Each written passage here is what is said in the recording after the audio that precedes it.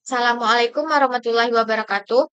Izin Ibu dan teman-teman, perkenalkan kami dari kelompok 18 akan mempresentasikan tugas dari mata kuliah Pemodelan dan Pemantauan Kualitas Udara kelas D dengan dosen pengampu Ibu Isra Suryati SDMSI. Sini kami akan mempresentasikan tugas pemodelan dispersi polutan udara menggunakan AirMOP dengan studi kasus PT Sukadamai, di mana nama kelompok dari kelompok 18 ini yaitu yang pertama ada Fitri Wulandari dengan NIM 2410941022.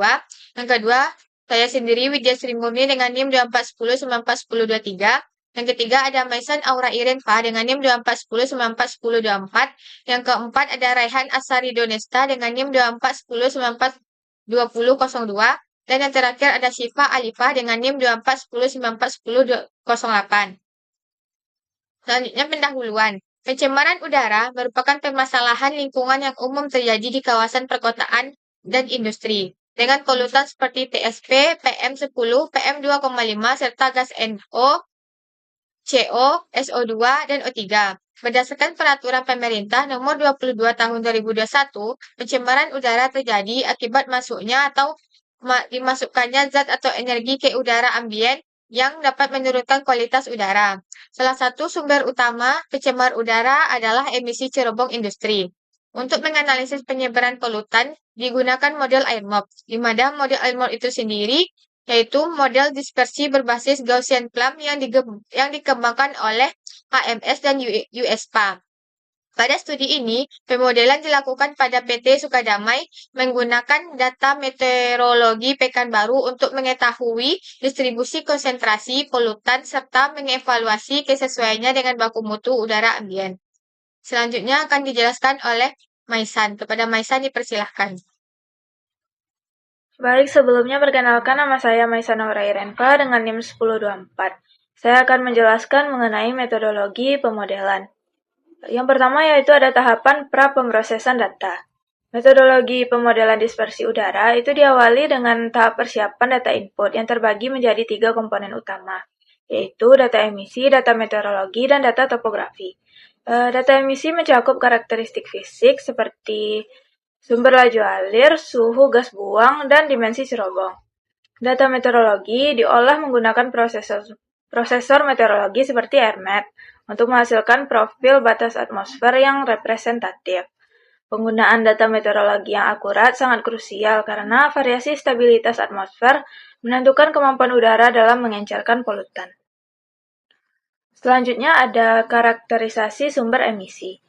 Langkah selanjutnya itu mendefinisikan jenis sumber pencemar di dalam perangkat lunak. Apakah sumber itu termasuk sumber titik atau poin, area, atau volume.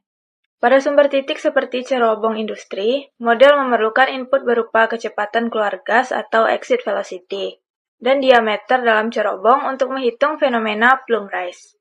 Perhitungan ini penting untuk menentukan ketinggian efektif kepul asap sebelum polutan mulai tersebar secara horizontal mengikuti arah angin dominan.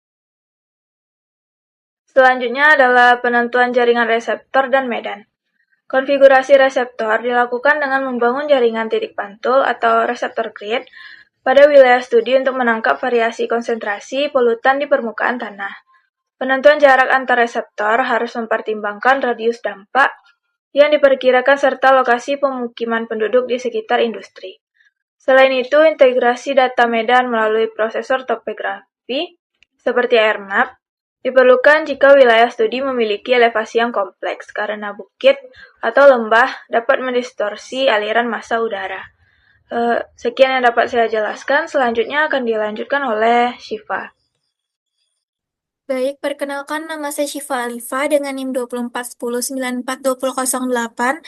Saya akan melanjutkan pembahasan mengenai metode pembahasan yaitu simulasi dan validasi output, di mana setelah seluruh parameter terinput, simulasi dijalankan untuk memprediksi konsentrasi polutan dalam berbagai rentang waktu rata-rata atau averaging time.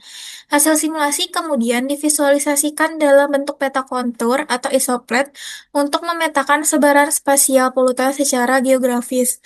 Kemudian tahap yang terakhir yaitu melibatkan perbandingan hasil model dengan baku mutu udara ambien yang berlaku sebagai bentuk analisis kepatuhan lingkungan terhadap regulasi pemerintah. Berikutnya, kami tampilkan peta kontur hasil pemodelan menggunakan software AirMod, di mana lokasinya yaitu adalah Pekanbaru, dan menganalisis konsentrasi SO2 dari sumber emisi pencemar. Di sini tertera legendanya, di mana terdiri dari berbagai macam warna yang menyatakan tingkat konsentrasi SO2 pada wilayah tersebut, di mana konsentrasi SO2 yang paling rendah itu berada pada angka 0,08 mikrogram per meter kubik, dan SO2 terbesar konsentrasinya berada pada angka 8 mikrogram per meter kubik. Di mana terlihat pada peta kontur ini sebaran konsentrasi polutan SO2-nya itu tidak merata, yang diakibatkan oleh eh, polutannya mengikuti arah angin yang dominan. Baik, selanjutnya yaitu kami tampilkan grafik dari hasil pemodelan AirMod juga. Di sini grafiknya menyatakan hubungan antara jarak dari sumber emisi dengan konsentrasi polutan SO2 di permukaan tanah. Dan berdasarkan hasil simulasi yang kami lakukan, konsentrasi maksimum itu mencapai sekitar 7,08 mikrogram per meter kubik yang pada jarak beberapa ratus meter dari sumber. Selanjutnya, setelah titik maksimum ini terjadi penurunan konsentrasi polutan secara bertahap seiring bertambahnya jarak dari sumber akibat proses dispersi dan pengenceran alami di atmosfer. Dan penurunan ini terlihat hingga konsentrasi 1 mikrogram per meter kubik pada sekitar jarak 3 kilo hingga 8 kilometer. Baik, sekian pemaparan materi dari saya. Untuk materi selanjutnya akan disampaikan oleh Wulan. Lanjutkan tentang pembahasan di mana analisis sebaran emisi SO2 pada PT Sukadamai di Kota Pekanbaru dengan simulasi model AirMod itu pada sumber emisi tunggal yang berasal dari cerobong yang dimana tingginya itu sekitar 35 meter dengan diameter 2,4 meter. Lalu untuk menunjukkan bahwa emisi SO2 ini dengan laju 4,85 gram per detik itu menghasilkan konsentrasi maksimal di permukaan tanah dengan ground level contraction yaitu sebesar 8,06 mikrogram per meter kubik. Polutan ini mengalami fenomena plum rise akibat dari laju aliran gas buangan yang tinggi yaitu sebesar 22,43 meter per detik. Sehingga dari sebaran tertinggi tersebut terdeteksi di mana pada jarak beberapa ratus meter dari sumber tersebut sebelumnya meluruh hingga stabil hingga di bawah 1 mikrogram per meter kubik pada radius 3-8 km. Meskipun zona terdampak melintasi area tersebut, namun pemukiman di sekitar tersebut seperti Kampung Cempedak dari hasil pemodelan tersebut mengonfirmasi bahwasanya kualitas udara masih jauh di bawah ambang batas baku mutunya. Sehingga batas baku mutu nasional ini menetapkan terdapat kawasan tersebut masih aman tetap untuk ditinggal dalam lingkungannya. Baik, saya akan dilanjutkan oleh rekan saya yaitu Rehan. Assalamualaikum warahmatullahi wabarakatuh. Izin memperkenalkan diri, Bu. Nama saya Rehan Asa Ridho Nesta dengan NIM 2002. Di sini akan menjelaskan kesimpulan dan rekomendasi dari tugas kami kali ini, Bu. Yang pertama, kesimpulan. Pemodelan AirMod menunjukkan bahwa emisi SO2 dari cerobong industri menyebar mengikuti arah angin dominan dan mencakup area sekitar, termasuk pemukiman. Konsentrasi maksimum terjadi pada jarak tertentu dari sumber akibat fenomena plum rise. Kemudian menurun seiring tambahnya jarak karena proses dispersi atmosfer.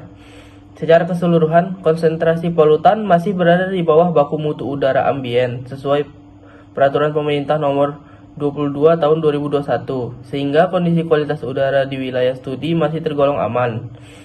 Dan untuk rekomendasi, pengendalian emisi tetap perlu dilakukan secara optimal oleh pihak industri, misalnya dengan penerapan teknologi pengendali polusi. Selain itu, pemantauan kualitas udara secara berkala di area sekitar, khususnya pemukiman, perlu dilakukan untuk memastikan kondisi tetap aman. Disarankan pula adanya penelitian lanjutan dengan mempertimbangkan variasi meteorologi dan parameter polutan lain agar diperoleh analisis yang lebih komprehensif. Segitu saja dari saya. Assalamualaikum warahmatullahi wabarakatuh.